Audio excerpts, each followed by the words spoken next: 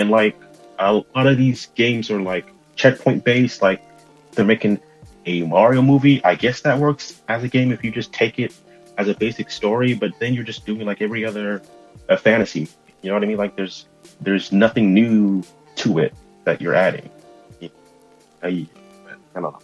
Yeah, That's my take on the whole. It's kind of just running it through another filter to make money, kind of. You're gonna get a lot of angry comments now, so sorry. That's okay. And my last bit of news, Ty West's newest effort X is now available on demand. I highly recommend this film if you're a fan of horror or like period pieces. It's very effective, very fun, very grim. Standout performances from, of course, Kid Cudi and Jenna Ortega. I am going to watch that movie. I've heard good things. I was planning on seeing it in the theaters, but I saw two other movies instead that I might do for my recommendations. Okay, awesome. And now it's time for the weekly recommendations. All right, people. I don't know if you know this about me, but I have bemoaned the death of cinema since I probably have been first invited on this podcast. It's been overrun with superhero movies and IP and video game films that don't need to be made into video game films. And all the good movies are being made into TV shows that are way too long. So hear me and answer my plea when I say go to your nearest theater and go watch Everything Everywhere All at Once. This is a movie directed by the Daniels, who did Swiss Army Man, which is a very, very good Charlie Kaufman-esque type movie. This feels like it's The Matrix, but on like the best party drugs that you can get your hands on. It stars Michelle Yeoh, who, if you're listening to this podcast, you probably have seen her movies. You probably like her a lot. It has the kid from Short Round who's in it, who has been missing from cinema since, I don't know, The Goonies. I don't know. It's wonderfully directed. It's the kind of movie I call a kitchen sink movie, in which it just throws everything it has on the screen, and you can feel the passion from these filmmakers. It's just a breath of fresh air. I was eating crow, watching the movie, saying that cinema is dead. In fact, this last few months have been a really, really great start to what I think will be a fantastic year for cinema. I can't wait to go see The Northman next weekend. So go see Everything Everywhere All at Once. It's a great movie. That's my rec. Oh, just the one? Okay. Yeah, just the one. So mine, I have only one as well. So we match tonight. They just put Black Mass on HBO Max. Is that the Johnny Depp movie? Yes. Okay. I remember seeing that in theaters. I've seen it a handful of times, and every time it makes me feel the same. I just and it always makes me remember, like, Johnny Depp is still able to really crush and embody like a role, a serious role, mm-hmm. I should say. Mm-hmm. I know he's going through a lot right now, which we won't get into because we could probably do a whole podcast on that. But yeah, several podcasts on it. Yeah, but Black Mass, it tells basically the story of James Whitey Bulger, who was obviously a real notorious gangster, or is a real notorious gangster from Southie, mm-hmm. In Boston, and basically the how he was basically funded and helped by the FBI to crack down on other kind of mafia players, and how he kind of manipulated the system. And it's just a fucking really outstanding gangster film. The cast is stacked. Of course, it has Johnny Depp, Joel Edgerton, Benedict Cumberbatch, Dakota Johnson, Jesse Plemons, and the list goes on and on, man. Such a good movie. It's got 73 on Rotten, right now, and it's available on HBO Max. I can't recommend that enough. I do think we did an episode on it already. I could be wrong. We've done so many shows. Yeah. Can't remember all the movies anymore. But Black Mass, highly recommend. 5, 4, 3, 2, 1. And now for the movie focus of the week. CJ wanted me, or he sent me a list of possible Will Smith films to do an episode on, and he's like, hey, I want you to pick one, and then, and then announce it on the next show that you do at the end, and then I'll listen and know what movie we're going to do, and then I'll do my research and what have you. So then, of course, I picked I Am Legend as a kind of out in left field pick. I don't know. If you know me, I guess it's really not, because I really dig these kind of films. But yeah, so that's the little backstory on why we're doing it. To add some further context, I've been trying to get on this podcast to talk about Will Smith specifically since, fall of last year, I think? I want to say. I've been trying to come on, and we had one scheduled, and we were going to talk about Ali. Yes. Because this was supposed to be Will Smith's Oscar year, and I wanted to talk about the Oscar narrative around his career. Had I known what was going to transpire, I would have probably pushed to do this episode sooner, probably.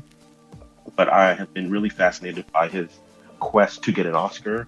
I've been really fascinated by his career and the dips and ups and downs that he has had over his, I want to say, almost 30 years of being what I would say is the last great star that Hollywood has. So I've been trying to come on. We were going to do the Ali movie, which was his first real attempt at Oscar glory, but that fell apart. And so now we're going to talk about some film that I think has his best performance, I Am Legend. Wow. Okay, cool. I didn't know that. That's awesome. That makes me feel a lot better about picking this. Why? Did you think I was going to come on here and say that this movie sucks? No, because I'm assuming you had an attachment to everything. You didn't give me every Will Smith movie. You gave me a handful of specific Smith movies. Yes, specific Will Smith movies. 3 specific ones that we could have each talked in depth about what they mean to him as a movie star. But I honestly did not expect you to choose this movie. I thought that you were going to choose either Ali or Men in Black. So this was a surprise. Awesome. Glad I still have it in me to surprise you after knowing each other for so long. It's crazy. I have a little bit of a write-up to get us started here, and then I'll give you the floor. All right, so we're talking about I Am Legend. I Am Legend this week. It's rated PG-13. It's a sci-fi horror film.